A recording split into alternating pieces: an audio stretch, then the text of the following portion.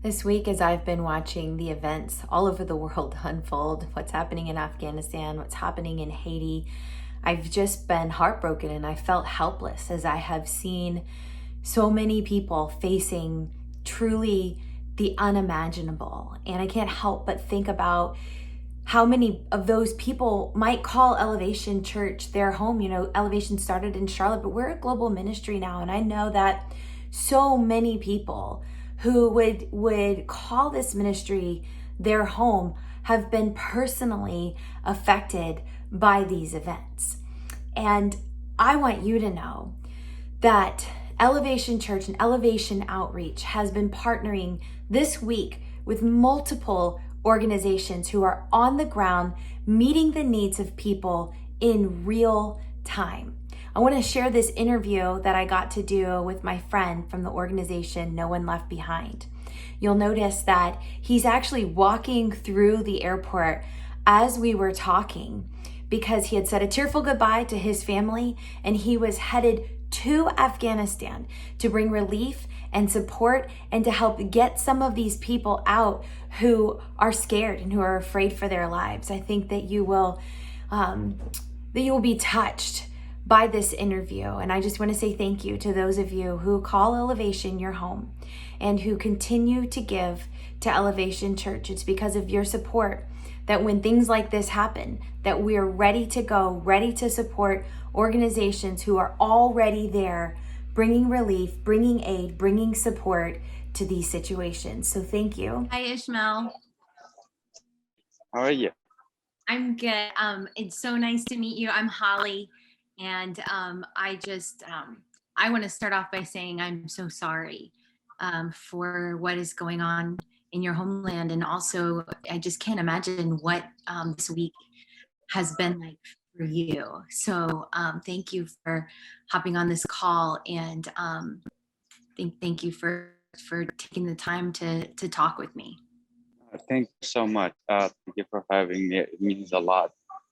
Can you tell me really briefly what it was like growing up in Afghanistan? Uh, if I explain it, people will never understand that. I grew up in a refugee camp, and then when I was in a young age, it was the move to Afghanistan, and the Taliban government. It was a nightmare. And in 2001 came in Americans, and it kind of changed everything dramatically. We thought that we will have a country of peace. We thought that we will have development and everything will be good. We never thought it will come down to this. And it will be worse than 90s. So what brought you to the United States? I worked with US Special Forces for about 7 years as a translator. It was a really tough time, but we dealt with it. We fight hard. And when I got the opportunity to move here for my family to make sure that my kids are safe and my wife's safe, then I moved to the United States. What made you decide to risk your life and the life of your family in order to work with the U.S. Special Forces? It was motivation of my cousin and my brother and a lot of friends. And listen, like Americans that come in here from 8,000 miles away to help us out. Let's work with them, protect them, and make sure they're successful. And that's what we did. Were there times where your family was in danger because of the work that you were doing? All the time. And they're still in huge danger. My immediate family, my parents, my siblings, that's what we call immediate family. They are in danger, in huge danger. They're in hideout, and I'll do everything to make sure that I keep them alive and bring them to safety. So you were a translator for the U.S. Special Forces. You basically were so active that you had to come to the United States and bring your family for safety reasons. And when you got to the United States, you came across this organization. Can you tell me a little bit about the organization that you're working with? Yeah, so No One Left Behind, that's what we comes into play, and we push and we educate the public about the situation on the ground. So what No One Left Behind does, it's a bridge between the Afghans and the US government, that we talk to the local people in Afghanistan on daily basis with thousands of them. And we hear them, we hear their problems, we present the problems to the US government with the solution that we think that they should take. And then it's their decision what they do. On the other hand, we spread awareness. We let the American public, like, hey, this is what's going on. This is what the public should do. Talk to your senators, members of Congress, and push. Talk to anyone that you can to push these policymakers to make sure they protect those who protected our troops at the time of when they needed them the most. As I've watched the news and I've seen all of these disturbing videos and photos of people trying to get out of that, what do you wish that people like me could know about the situation that's going on right now? You saw the chaos in Kabul airport. You saw the people uh, falling from the sky, hanging on the wings of the C-17. Like, think about this. Everyone knows that I cannot survive if I hang up the plane wings, but they do it. They don't want to get killed by Taliban. They think, they believe that it's a better option to die than to die at the hands of Taliban. This is how people think, and this is how fearful people are in Afghanistan right now. So your organization, No One Left Behind, you help people who are from Afghanistan come to the United States. But then do you also help them while they're here, when they get here in the United States? We do, and that's what we have been pushing this message, like, hey, we will be here once all the evacuation is done, once we bring everyone home. We will be here.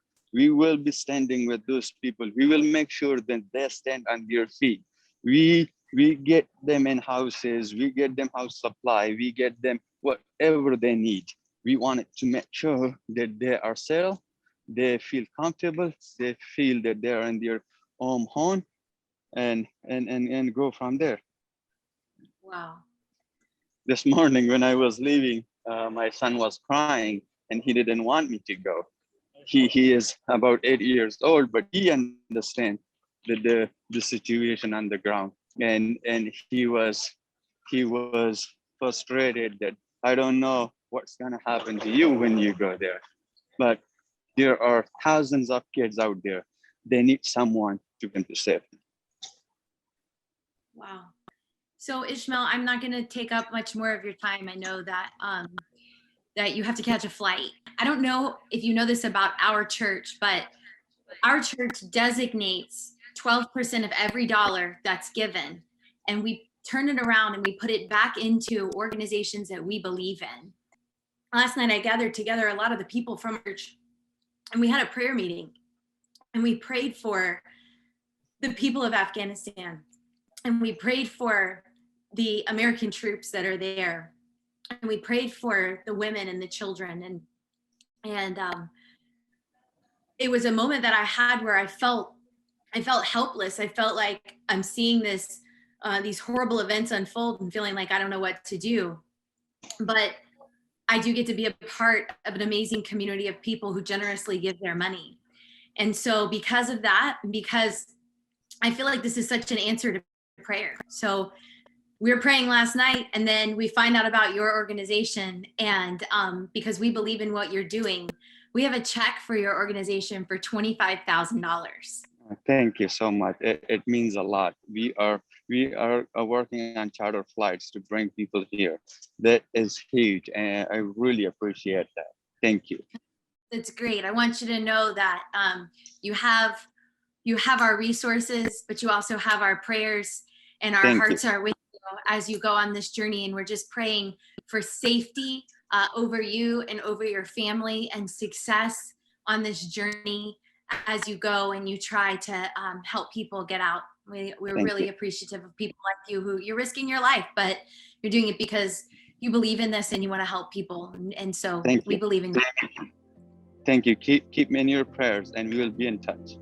Okay, safe travels. All right. Thank you so much. Have a good day. Bye-bye. Hey, thanks for watching. I hope that encouraged you today. Make sure that you subscribe so that you don't miss out on other videos like this, and I'll see you back here next time.